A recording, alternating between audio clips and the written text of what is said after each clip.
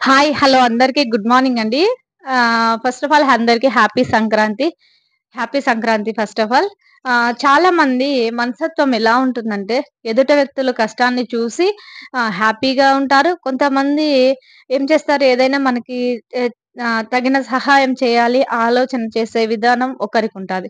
But అది ఏ విధంగా అయినా మనం ఎలా ఉన్నాము అనేది మన మీద మనము డిపెండ్ అయి ఉండాలి. అంటే మనం ఆలోచన చేసే విధానము కరెక్టా? రాంగా? అని తెలుసుకునే గుణం మనకుండాలి. ప్రాణమున్న మనకి మాటలు రాని జంతువులకి 2 ఒకటే తేడా. ఏందంటే ఆలోచన చేసి మనం ఏది రాంగు, ఏది రైట్ అని చేస్తాం. కానీ అవి చెప్పడానికి లేదు, చేయడానికి లేదు. బట్ తెలుసుకోవాలనమాట. ఇంకొకటి మనం ఎక్కడున్నా, ఎలా ఉన్నా మనం నమ్మకాన్ని నిలబెట్టుకోవాలి. అది చాలా మంది అంటారు. ఏ విధంగా అంటారంటే ఉసిరిబిల్లల్లాగా కలర్‌లు మార్చగూడదనమాట. అంటే మన వాళ్ళు పెద్దవాళ్ళు మన దగ్గర ఉన్నా, లేకపోయినా లేదా వాటెవర్ ఎవరైనా ఉన్నా మనం ఎలా బతుకుతున్నాము, ఎలా ఉన్నాము అనేది వెరీ ఇంపార్టెంట్. అది మాట్లాడే విధానం గాని, ఉండే విధానాన్ని గాని మనము కరెక్ట్‌గా ఉండాలి. అదే విధంగా రాజుకి ఒక చిక్కు పడిందనమాట. ఏం పడిందంటే రాజు ఒక ముగ్గురు మంత్రులుంటారు. చాలా ఏండ్ల నుంచి ఆ ముగ్గురు మంత్రులు వర్క్ చేస్తుంటారు. ఆ ముగ్గురు మంత్రులు వర్క్ చేస్తా అంటే ఏమనిపిస్తుందంటే, ఎందుకో ఎవరో నన్ను మోసం చేస్తున్నారు అనేది తనకి అనుమానం పడింటుంది. ఎందుకు అనుమానం పడిందంటే, వాళ్ళు చేసే విధానం కరెక్ట్ లేదు. అప్పుడు ఏ విధంగా కనుక్కోవాలి రాజుకి? కష్టమే గదా! ఎందుకంటే చాలా రోజుల నుంచి వర్క్ చేస్తున్నప్పుడు ఎవరు ఎలాంటి వాళ్ళని కనుక్కోవడం కష్టమే గదా! అలా ఉన్నప్పుడు ఏం జరిగింది అంటే చూద్దాం ఏం చేయాలి, ఏంటి అనేది ఆలోచన చేద్దాం అనుకోని డిసైడ్ అయ్యాడన్నమాట.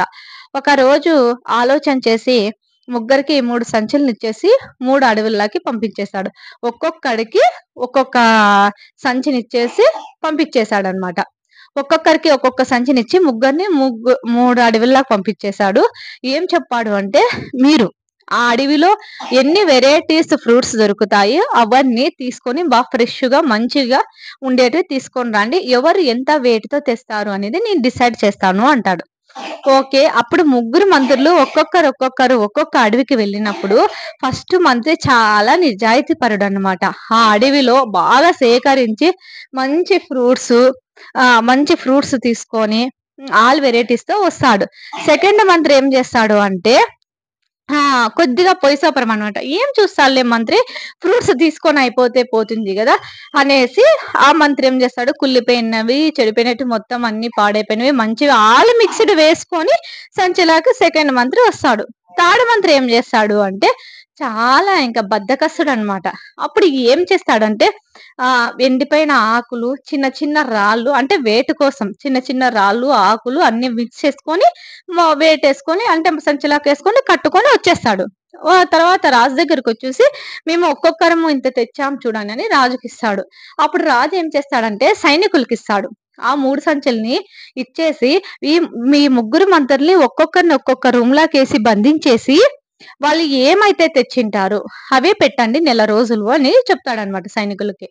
అప్పుడు ముగ్గురు మంత్రుల్ని ఒక్కొక్కరిని ఒక్కొక్క రూమ్‌లోకి బంధించేస్తాడు.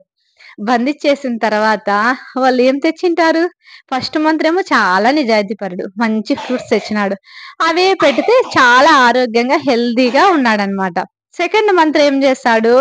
అన్ని చెడిపోయిన పండ్లు అవి ఇవి తెచ్చింటాడు గదా! తినేసి అనారోగ్యం పాలైతాడు. ఎప్పుడు జస్ట్ 1 వీకే. థర్డ్ మంత్రి ఏం చేసింటాడు? రాళ్ళు, ఎండిపోయిన ఆకులు అన్నీ తెచ్చింటాడు. అప్పుడు ఏమైతుంది? తెచ్చింటాడు కాబట్టి ఆహ్, ఆల్‌మో తెచ్చింటాడు కాబట్టి ఆ నెల రోజులు ఎలా తింటాడు జెప్పండి? ఆ! ఎలా తింటాడు? ఓ నెల రోజుల లోపల చనిపోతాడు. ఎవరు? తాడు మంత్రి. అప్పుడు ఏం జరుగుతుంది? రాజుకు అప్పుడవుతుంది. చూడండి మనం ఎప్పుడైతే ఎంత నిజాయితీగా బతుకుతామో లైఫ్ లాంగ్ అంతే హ్యాపీగా, సంతోషంగా ఉంటాము. ఒకరిని మోసం చేయడం అనేది అది చాలా పాపము. అంటే ఏమైంది? ఇప్పుడు వాళ్ళు చేసుకున్న పని వాళ్ళే అనుభవించారు. అదే.